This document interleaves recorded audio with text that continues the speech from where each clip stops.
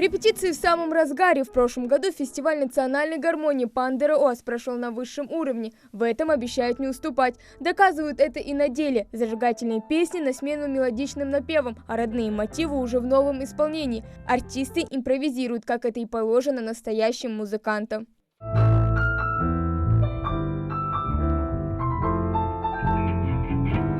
Фестиваль национальной гармонии в этом году соберет настоящих ценителей музыки 25 августа на площади Алания перед башней Согласия в Магасе. Жители и гости Ингушетии смогут погрузиться в ритмы национальной музыки народов Кавказа на втором ежегодном концерте. Фестиваль призван, как я говорил, популяризировать народное искусство, народную музыку, народный инструмент. А как известно, на Кавказе практически все народы считают гармонь своим национальным инструментом.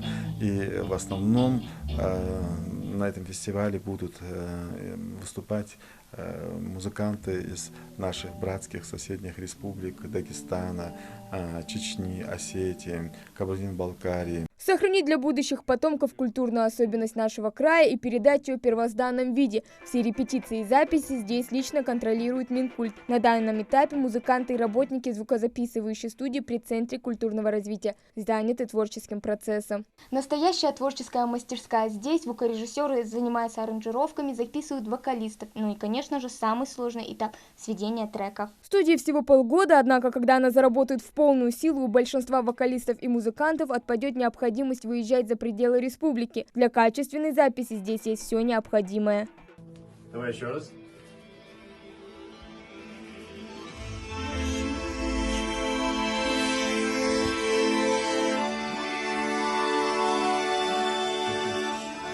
Ребята прошли определенный курс обучения. Мы сюда приглашали аранжировщиков, технических работников, чтобы учить наших ребят. Но с улицы любого человека не научишь этому искусству. Естественно, у нас были те кандидатуры, которые непосредственно в этой сфере, какие-то навыки, у которых есть. И, естественно, мы этих ребят привлекли, они прошли определенный курс обучения и в дальнейшем будут обучаться. Кстати, в рамках той же студии работает съемочная мастерская, которая снимает, монтирует различный видеоконтент и промо-ролики. В этом направлении работает опытный специалист, выпускник Краснодарского государственного университета культуры и искусств, режиссер и продюсер Адам Сагов. Проект «Творческая лаборатория Сагов», где мы популяризировали равнинную Ингушетию, показывали красоты Ингушетии. То есть это были и фотографии, и короткие видеоролики, были небольшие документальные фильмы. Вот. Ну, теперь у нас есть возможность, то есть есть хорошие инструменты, хорошее оборудование, чтобы это уже как-то вывести на профессиональный уровень. Ну, я надеюсь, что что-то получится в будущем более серьезное. Первый Северокавказский фестиваль национальной гармонии состоялся в сентябре прошлого года и был организован национальной телерадиокомпанией Ингушетии и Центром культурного развития. Среди участников концерта такие яркие гармонисты, как Фатима Гагиева, Марат Акиев, Михаил Костоев и другие.